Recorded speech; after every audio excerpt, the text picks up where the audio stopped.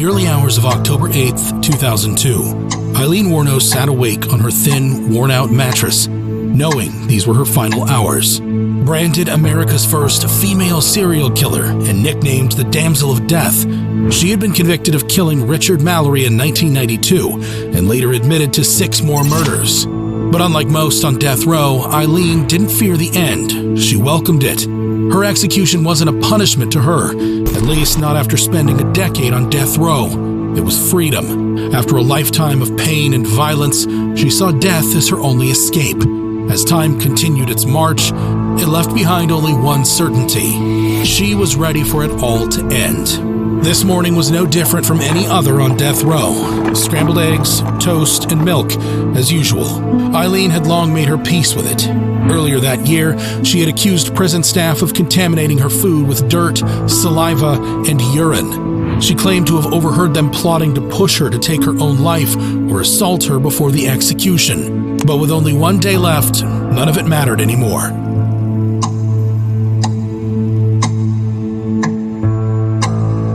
At noon, Aileen was told that 2 final efforts to halt her execution had failed, one from a Tampa attorney, the other from an Ohio advocacy group, both questioning her mental competency. Wuornos hadn't fought the sentence herself. In fact, she had waived her appeal rights earlier that year, insisting on speeding up her execution, a move that raised doubts about her sanity. Only last month, Aileen's final appeals attorney, Rag Singhal, raised concerns about her mental state, prompting a temporary stay from Governor Jeb Bush. But after psychiatrists confirmed she understood her actions, the stay was lifted. She knew exactly what she was doing, said State Attorney John Tanner. It was a hard day, Singhal reflected, because no matter what, she wanted to die. For Wuornos, the verdict wasn't defeat. It was the end she'd been waiting for. At 3 p.m., Aileen Wuornos sat down with filmmaker Nick Broomfield for what would be her final interview, part of his documentary, Aileen, Life and Death of a Serial Killer. In the weeks leading up to her execution, Wuornos had spoken to Broomfield about being taken away to meet God, Jesus, the angels, and whatever lies beyond the beyond. When the interview began, she greeted him with a smile, pointing to her outfit. Hi, Nick.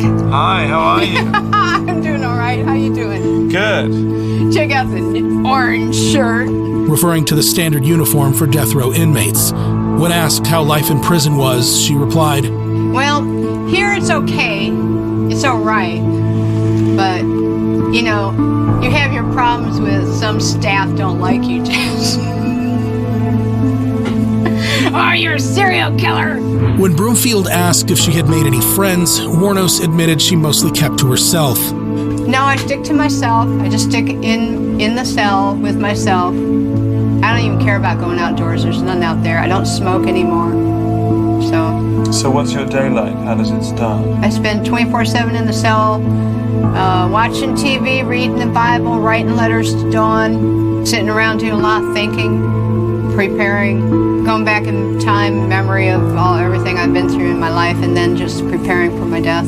Get all the tears out of me and stuff so I won't cry and jazz, you know. Because it is going to be a little bit tough when I go. Huh? Getting all the tears out of you. Yeah. Because I just don't want me in the execution chamber crying my eyes out, and I'm not going to. But as the conversation shifted, her tone darkened. Wuornos spoke of being tortured. Hey, I was tortured at BCI. They had the intercom on in the room, and they kept lying that it wasn't on, and they were using sonic pressure on my head since 1997. Had a lot of trays that were attempted murder and everything. I had to wash all my food off. And then one day I didn't wash my food off, and I was sick for 3 weeks, almost died. In a chilling moment, she reaffirmed her readiness for execution, delivering a final, damning accusation. Let them know that I know that the cops knew who I was. After Richard Mallory died, I left prints everywhere, and they covered it up. And let me kill the rest of those guys to turn me into a serial killer. I know they did. Her anger boiled over, and she unleashed it on Broomfield. You sabotaged my ass, society, and the cops, and the system.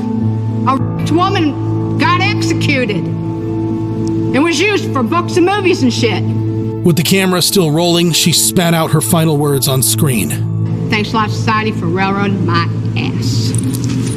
Okay, let's go.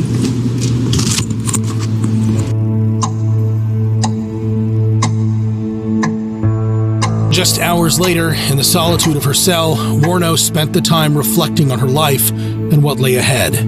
Little else transpired during these moments, as a strange calm began to settle over her, replacing the erratic behavior that had defined her for years.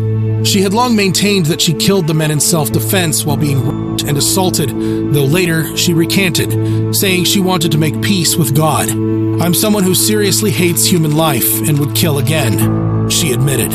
After a decade on death row, death had become something she eagerly awaited. However, she continued to rail against her treatment in prison, complaining about strip searches, tight handcuffs, door kicking, frequent window checks, low water pressure, mildew on her mattress, and the officers' catcalling, which she described as pure hatred towards her. Wuornos even threatened to refuse food and showers when certain officers were on duty. Her attorney emphasized that she simply wanted to be treated humanely until the day of her execution. In the end, after her outbursts in the interview, Wuornos settled onto her bed and drifted into an early sleep, as if surrendering to the inevitable. There were no last phone calls, no visits from family or friends. She had severed those connections long ago. Left utterly alone, she faced her final hours in complete solitude.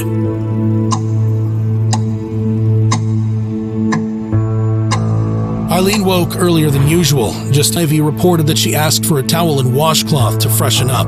According to him, Wuornos declined the traditional last meal, which could have been anything under $20, and instead chose a simple cup of black coffee. In those final hours, she counted down the time in silence and solitude, all alone, lying down, sitting, reading, and relaxing as she awaited her fate. At around 9:30 a.m., a crowd of supporters and opponents of the death penalty gathered outside the prison, though they were outnumbered by corrections officers. Inside, Wuornos was escorted from her cell to the death chamber, with guards ensuring her secure transport. Once inside, she was strapped to a gurney with 2 intravenous lines hooked to her arms. 32 witnesses held their breath as the heavy curtains parted to reveal her in the chamber. "We can testify that lethal injection is certainly a more humane way to terminate life than the electric chair," said State Attorney John Tanner, who had prosecuted her case. In her last psychiatric exam, she expressed relief that Florida had abolished the electric chair. In a striking final statement, Wuornos declared, "Yes, I would just like to say I'm sailing with the rock, and I'll be back. Like Independence Day with Jesus. June 6th, like the movie. Big mothership and all. I'll be back. I'll be back."